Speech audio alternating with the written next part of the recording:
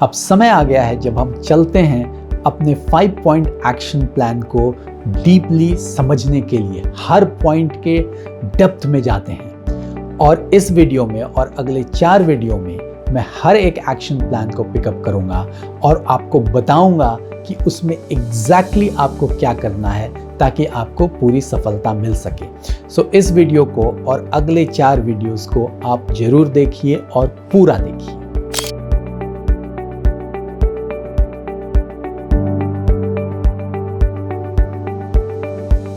और इससे पहले कि मैं ये वीडियो शुरू करूं, अगर मेरे चैनल को आपने अभी तक सब्सक्राइब नहीं किया तो अभी सब्सक्राइब करें, नोटिफिकेशन बेल दबाएं ताकि आपको पता चल जाए जब मैं नया वीडियो डालूं। इस वीडियो को अगर आप पसंद करते हैं तो इसे लाइक करें, फ्रेंड्स एंड फैमिली के साथ शेयर करें, और अगर आपके कोई सुझाव हो, कोई क्वेश्चन हो तो कमेंट बॉक्स में लिखकर मुझे बताएं, मैं उनका आंसर पर्सनली दूंगा। तो चलिए हम चलते हैं अपने पहले पॉइंट ऑफ एक्शन प्लान पे। इस एनालिसिस को मैं 2 पार्ट में करूंगा। पहले मैं आपको बताऊंगा कि वो एक्शन प्लान के पीछे थॉट क्या है, फंडामेंटल क्या है, जिससे कि आप उसे अच्छी तरह समझ सकें। और दूसरे पार्ट में मैं आपको बताऊंगा कि हर एक्सपीरियंस ब्रैकेट के लिए, जो हमने अपने पिछले वीडियो में आपको बताया था कि जो 3 बकेट हमने बताए थे, 0 से 3 साल के, 4 से 10 साल के और 10 साल से ऊपर के एक्सपीरियंस वाले लोगों के, उनका क्या अप्रोच होना चाहिए इस एक्शन प्लान की तरफ। सो 2 पार्ट में मैं ये एनालिसिस करके आपको बताऊंगा। सो पहले हम फंडामेंटल समझते हैं।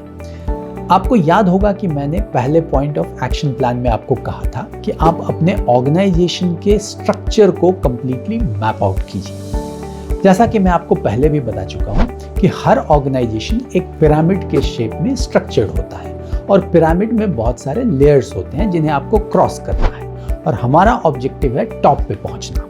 सो आपको पता होना चाहिए कि आपके ऑर्गेनाइजेशन में कितने लेयर्स हैं और कितना वक्त लगेगा आपको उसे क्रॉस करने में ताकि आप टॉप पे पहुंच सकें। अब ये भी समझना जरूरी है कि ऑर्गेनाइजेशंस का स्ट्रक्चर कैसा होता है और उसमें नॉर्मली कितने लेयर्स होते हैं। ट्रेडिशनली जो पुराने ऑर्गेनाइजेशंस होते थे उनमें बहुत सारे लेयर्स होते थे, और जैसे जैसे समय बीता ये लेयर्स थोड़े कंप्रेस होने लगे, ऑर्गेनाइजेशंस थोड़े फ्लैट होने लगे और लेयर्स कम हो गए।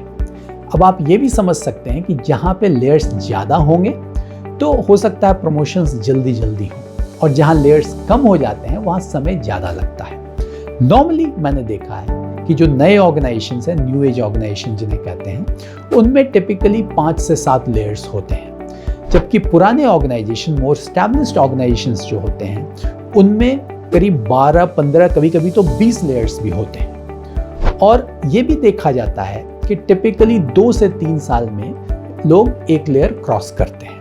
सो इस तरह से अगर आप अपने ऑर्गेनाइजेशन को समझ लेंगे तो आपकी अंडरस्टैंडिंग बढ़ेगी, आपको पता चल जाएगा कि एक टिपिकल बिहेवियर पैटर्न क्या होता है ऑर्गेनाइजेशन का और कैसे वो लोगों को ऊपर लेके जाता है। तो इसीलिए पॉइंट नंबर 1 में ये समझना बहुत आवश्यक हो जाता है, और इसीलिए मैंने आपको कहा है कि सबसे पहले आप इस पे काम करें।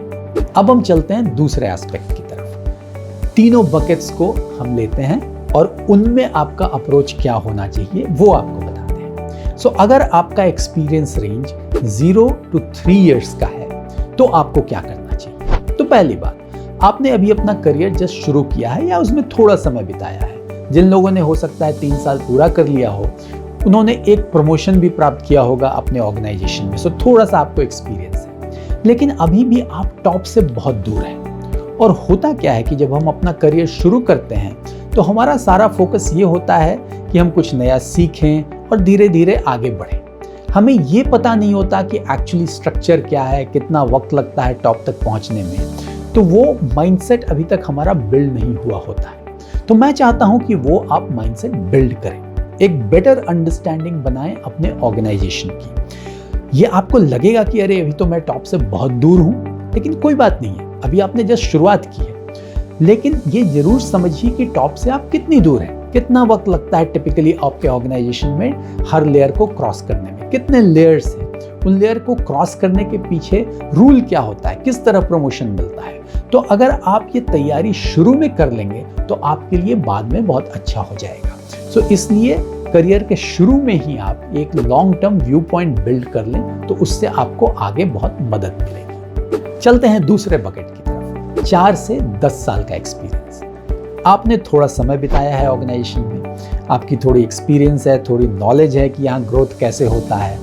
आप में से काफ़ी लोग मिडिल मैनेजमेंट तक पहुँच गए होंगे या वहाँ पहुँचने वाले होंगे, तो आपका जो गैप है टॉप के साथ वो कम हो चुका है, लेकिन अभी भी आप थोड़ी दूरी पे हैं। बट आपका जो पास्ट का एक्सपीरियंस है, आपको थोड़ा पता चल चुका है कि प्रमोशंस कैसे मिलते हैं, उनके लिए क्या करना पड़ता है, किस तरह से अपना स्किल सेट इन्हांस करना पड़ता है, कितना वक्त लगता है। सो इस इंफॉर्मेशन को यूज कीजिए आगे की जर्नी समझने में। एक चीज और जो बहुत इंपॉर्टेंट है और जो आपको ध्यान रखनी चाहिए कि शुरू में प्रमोशंस जल्दी मिलते हैं, बट जैसे जैसे आप समय ज़्यादा बिताते हैं ऑर्गेनाइजेशन में, आगे के प्रमोशंस में ज़्यादा वक्त लगता है, क्योंकि हमारा जो पिरामिड है वो नैरो होता जाता है और अपॉर्चुनिटीज़ कम होती है। शुरू के प्रमोशंस समय के साथ मिलते हैं, जैसे आपने 2 साल 3 साल बिता लिए तो आप एक्सपेक्ट कर सकते हैं कि आपको प्रमोशन मिल जाएगा, लेकिन बाद के जो प्रमोशन है वो आपके स्किल के बेसिस पे मिलते हैं। तो इसलिए जो चीज़ें आपको पहले सक्सेस दे चुकी हैं या जो रूल्स आप पहले समझ चुके हैं, कोई ज़रूरी नहीं है कि वही रूल्स बाद में भी काम आए। तो इसलिए जब आप मैप आउट कर रहे हैं अपने ऑर्गेनाइजेशन को और उसके स्ट्रक्चर को, तो ये समझने की कोशिश कीजिए कि जो आगे वाले प्रमोशंस हैं वो कैसे मिलेंगे, उसमें कितना वक्त लगेगा। कोई ज़रूरी नहीं है कि जितना वक्त पहले लगा हो उतना ही आगे भी लगेगा, ज़्यादा भी लग सकता है। कई बार वहाँ 5 साल 6 साल भी लग जाते हैं एक प्रमोशन में। तो इस तरह ये अपने ऑर्गेनाइजेशन के आगे के स्ट्रक्चर को आप अच्छी तरह मैप आउट कीजिए और समझिए, वो आपको आगे बहुत मदद करेगा।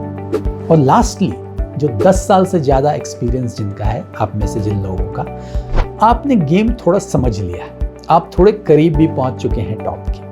सो जो मैंने अपने दूसरे वीडियो में पार्ट 2 में जो एग्जाम्पल दिया था 10 लाख से 1 करोड़ की जर्नी, आप उससे कहीं आगे पहुंच चुके हैं। आप 30, 40, 50 लाख तक पहुंच चुके होंगे, तो आपको कम समय लगेगा आगे पहुंचने में। तो आपका अप्रोच बाकी दोनों बकेट से थोड़ा डिफरेंट होगा, क्योंकि जब आप मैप आउट कर रहे हैं अपने आगे के स्ट्रक्चर को, आपको थोड़ा अपना फोकस शार्प रखना पड़ेगा। आपको ज़्यादा डीपली समझना पड़ेगा कि ये जो 4 या 5 लेयर्स आगे के आपको क्रॉस करने हैं, उनके लिए रूल्स क्या हैं, वो प्रमोशंस आपको कैसे मिलेंगे, उतने अपॉर्चुनिटीज़ ऑर्गेनाइजेशन में हैं या नहीं। इट्स नॉट अबाउट जस्ट कि आप कितना समय बिता रहे हैं। तो इस चीज़ को समझने के लिए आपको ये जो मैपिंग करनी पड़ेगी वो बड़ी शार्पली करनी पड़ेगी, और आपको एक्सपीरियंस भी है, आप समझते भी हैं, तो आपके लिए ये उतना डिफ़िकल्ट नहीं होगा। बट ये समय ज़्यादा लगेगा, समझना ज़्यादा इम्पॉर्टेंट है कि आगे जर्नी कैसे बढ़ती है। सो आपको एक शार्प फोकस रखना पड़ेगा और इस जर्नी को अच्छी तरह मैप आउट करना पड़ेगा। और लास्टली, मैं आप सबको ये बताना चाहता हूँ कि ये कोई वन टाइम एक्सरसाइज नहीं है। ये जो एक्शन प्लान का पॉइंट नंबर 1 है, ऐसा नहीं कि आपने ये एक बार मैप आउट कर लिया और आपका काम हो गया, ऐसा नहीं होता है। ये एक बहुत डायनामिक प्रोसेस है, बिकॉज ये बहुत चीज़ों पे डिपेंड करता है। ये डिपेंड करता है इकोनॉमी के ऊपर, बिकॉज जब इकोनॉमी अच्छी चल रही होती है तो प्रमोशंस ज़्यादा मिलते हैं, अपॉर्चुनिटीज़ ज़्यादा मिलती है। ये डिपेंड करता है कि आपकी कंपनी कितनी तेज़ी से ग्रो कर रही है। जो कंपनीज ज़्यादा तेज ग्रो करती है उनमें ज़्यादा अपॉर्चुनिटीज़ मिलते हैं ऊपर जाने के। और ये इस पे भी डिपेंड करता है कि आपने कोई जॉब चेंज किया, कोई नए ऑर्गेनाइजेशन पे चले गए, तो आपको ये एक्सरसाइज फिर से करनी पड़ेगी। सो मैं हमेशा लोगों को एडवाइस करता हूँ कि एवरी 6 महीने से 1 साल में आप अपने मैपिंग को रिविजिट कीजिए, उसमें देखिए कि क्या बदल रहा है, क्या चेंज हो रहा है। सो उससे आप अपडेट करते रहिए और अपनी अंडरस्टैंडिंग को भी अपडेटेड रखिए। अगर आपको एक प्रमोशन मिला है तो ऑब्वियसली आपको फिर से आगे की जर्नी समझनी पड़ेगी। अगर आपने एक जॉब चेंज किया है तो फिर से नए ऑर्गेनाइजेशन को समझना पड़ेगा। सो इसीलिए ये जो आपकी मैपिंग है ऑर्गेनाइजेशन की और उसके स्ट्रक्चर की और आपके डिस्टेंस फ्रॉम द टॉप की, इसे आप हर 6 महीने से 1 साल में विजिट कीजिए और अपने नॉलेज को, अपनी अंडरस्टैंडिंग को, अपने एक्शन प्लान को अपडेटेड रखिए। तो जैसा कि आपने देखा कि ये जो एक्शन प्लान है उसका जो पहला पॉइंट है, इसमें काफ़ी मेहनत करनी पड़ेगी, काफ़ी डिटेल में जाना पड़ेगा, डिपेंडिंग ऑन आप करियर में कहाँ पे हो। तो इस तरह से हम इसे अच्छी तरह समझ सकते हैं और अपने एक्शन प्लान को शार्पली फोकस कर सकते हैं। आगे के वीडियोस में मैं आगे के पॉइंट्स को पिकअप करूँगा, उन्हें आप ज़रूर देखिएगा। अगर आपको ये वीडियो पसंद आया तो इसे लाइक करें, अपने फ्रेंड्स एंड फैमिली के साथ शेयर करें। और अगर आपके कोई सुझाव हो, कोई कमेंट्स हो तो कमेंट बॉक्स में लिखकर मुझे बताएं, मैं आपको उसका जवाब दूंगा। तो मैं आपसे मिलूंगा अगले वीडियो में। Thank you very much.